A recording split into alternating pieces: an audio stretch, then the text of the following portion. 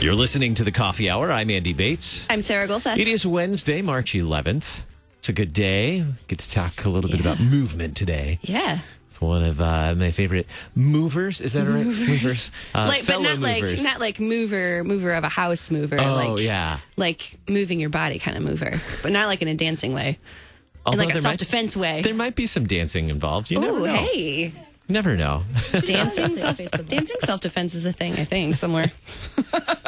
There's a name for that, and I can't remember what it's called. There's a Brazilian one that's like dancing kind of. Yes. You can send us an email, coffee@kfuo.org, if you know what that is, or if you're an expert. Is that what it is? It's close. It's close to that. Something. If there's an R in there, there's a rolled R somewhere. Yeah. We should stick to things we know. Anyway, tangent. Sorry. Thank you, Concordia University, Wisconsin. Thanks for your support of the Coffee Hour. You can find out more about Concordia University, Wisconsin at cuw.edu. Live uncommon. In studio with us this morning. I'm just putting all those, mashing all those words together. Coach Jody, Jody Token of the Great Flip, and she has a new self-defense curriculum for Lutheran schools, and I'm really excited. We've talked about this a little bit before. Really excited to share this. Jody, thanks so much for joining us in studio this morning. Good morning. Thanks for having me. So, self-defense for kiddos. What is self-defense, and why is it important for youngins to learn it? Yes, we are going to be moving and shaking for sure. Self-defense and starting at such a young age is really important to me because I think we're going to be hitting against some perceptions that we all have and changing that. Most people think of self-defense as hitting back. You know, the dad or the mom's like, hey, we want you to go back there and, stand up for yourself.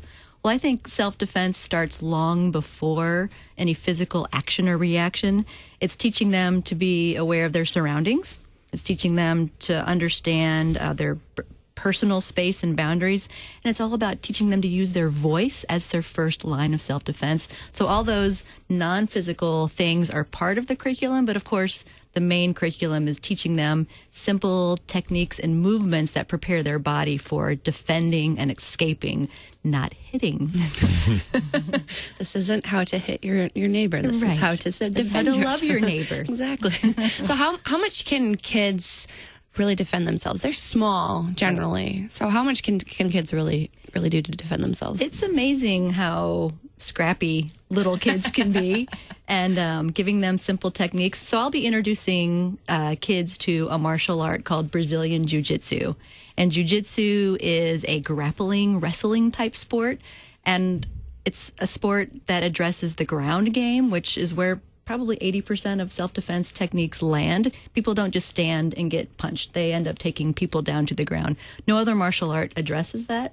So they'll be on the ground, and it actually teaches that smaller framed people, like little children and women, and small framed people can do big things through leveraging and techniques, not through force or aggression. I teach kids that if you can't be stronger than someone else, I'm going to teach you to be smarter and use these techniques to your advantage. Yeah. I'm pretty sure you flipped me once when we did jiu-jitsu together. So I'm pretty sure you flipped me twice. And I mean, yeah, but you're much smaller than me, and I'm pretty sure you flipped me. So this is legit. in the studio. Oh no, this was at an actual training. Yeah. It's very empowering for little kids. They feel really fun. confident and courageous, and they're like, wow, I did something. I flipped somebody. I flipped my friend, and she didn't get hurt.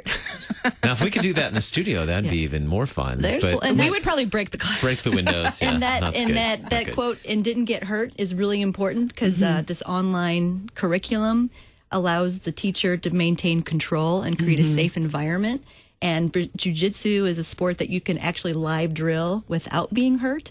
And compared to karate or MMA or things where they're striking and kicking, and you can't really go full out on somebody in those sports. You have to hold it back. But you can go full out in jiu-jitsu, as you have experienced, and flip someone, or learn to fall safely to the ground. Simple things. We're going to start very simply. We're not going to be flipping people right away anyway, but it's a slow, progressive curriculum that teaches kids how to do amazing things. Yeah.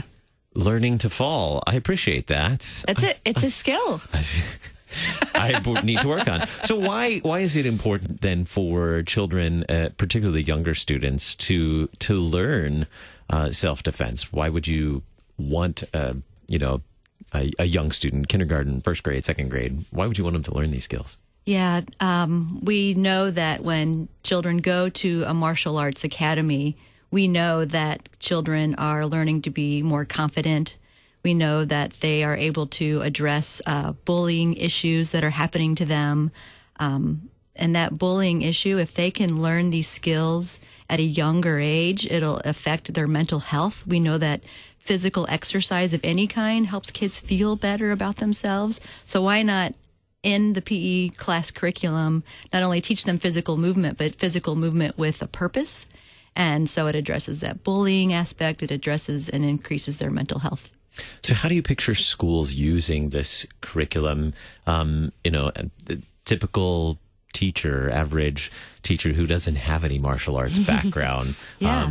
Can I walk in and look at this curriculum and then teach it within, look at it this week and then in 3 weeks be ready to teach it, you think? Absolutely. So Sweet. no skills required. Everything is online. I have like 30 plus videos. So every segment of the class experience is in a video format. There are lesson plans. There's a complete curriculum. There's even talking points to add some of those verbal skills, like, how do you talk about your voice? How do you talk about understanding your surroundings? So everything is packaged for someone to literally watch. And I even encourage the teacher to watch the videos with the kids so they can see these movements broken down. Each video is like less than 3 minutes long. So one technique, one skill, and they can simply just watch it and do it. I've already piloted it at 2 Lutheran schools, and they have loved it, and they're using it. And I piloted it at a local YMCA. And so anywhere from little first graders are doing it to, high school students. They're doing the exact same move, but obviously at a progressive nature and at a better mature level as their bodies can do it. Sure. So yeah, no skills necessary. Just go online and start the process. What are a few of the things that are included in this curriculum? Is there karate chopping involved? That's like the big question. Right. Are kids going to be like walking around chopping each other? Which some do anyway. But. They do. So the first class, when the kids find out, we're doing self-defense, even the parents, the kids, and even the teachers have this perception, the little ninjas emerge and their hands are all up and they're karate chopping. And you get to be the bearer of good and bad news, depending on how you see it, to say, today, kids, we will not be striking and kicking and hitting each other. We are going to learn this martial art called jujitsu. And usually this glazed look comes over their face. But when they start to do these motions like, we're going to learn how to fall without hurting your wrist and your elbows. You're going to go home and you get to teach your mom and dad how to fall safely. And suddenly they feel very empowered that I learned something that probably my mom and dad don't even know. Mom and dad are like, okay, my kids aren't coming home karate chopping. They're actually learning how to control their body, not be all like crazy with their bodies. And so falling safely, we have punch protection, how to protect yourself from an incoming punch, how to protect yourself if someone grabs your wrist. These are all what I consider life skills. It's more than just a self-defense situation, but I can guarantee that someone might try to either or even accidentally push you or slip and fall on the ice. Or someone might grab you from behind, and how do you get out of that classic bear hug escape? So these are simple skills that they're going to learn how to do. What does a teacher need in addition to the curriculum? Do they need anything else in order to teach this curriculum? Yeah, they'll need some good, soft gymnastic mats or interlocking mats because they will be on the ground a lot with the kids. They'll need a strong internet connection because they'll be streaming the videos online. So take some time to pre-stream it so it's not, streaming in the middle of class type. Those are little things that I've learned along the way. But it's definitely gymnastic mats or soft mats and internet. That's all. Wow. Sounds Pretty easy simple. enough. Yeah. So a screen, a device to show it on. The TV or right. flat screen or whatever. Got just it. your computer. Yeah. Instead of 30 kids around my phone trying to watch it. Kind of funny. So how do we get the curriculum? How do schools get the curriculum, and what else do they need to know in order to jump on board and start teaching self-defense safely to kiddos? So I want this to be within the Christian school community. My company is called The Great Flip, and The Great Flip is a place that also offers Christian resources.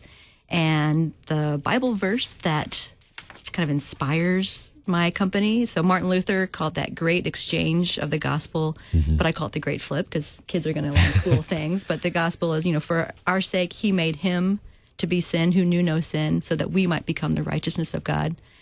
So those kinds of faith-based resources are part of my curriculum.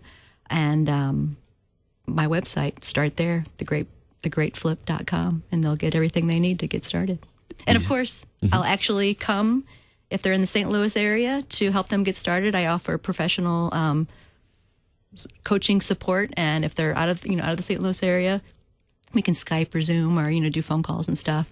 But I'm very interactive with people who want to do it, and they can take it beyond the classroom. What's happened is the PE teachers are using it, and now youth group leaders are using it for team building exercises for the youth. So it's a great multi-purpose use in a church school environment. I just got an idea. Light bulbs are going off. How many sessions or how many lessons are included? There are 8 lesson plans, and then there are another 7 or 8 extra techniques that people can just do for fun. So once you've gotten through all the talking points, all the lesson plans, there's just extra fun videos, like bonus videos to do. A new self-defense curriculum for Lutheran schools. Check it out at thegreatflip.com. Coach Jody, thanks so much for teaching us today and for joining us here on the Coffee Hour. Thank you. Coming up in just a little bit, we had a chance to sit down with one of our short-term volunteers who recently served on the Poland English Bible Camp. So you can check out that story coming up in just a second.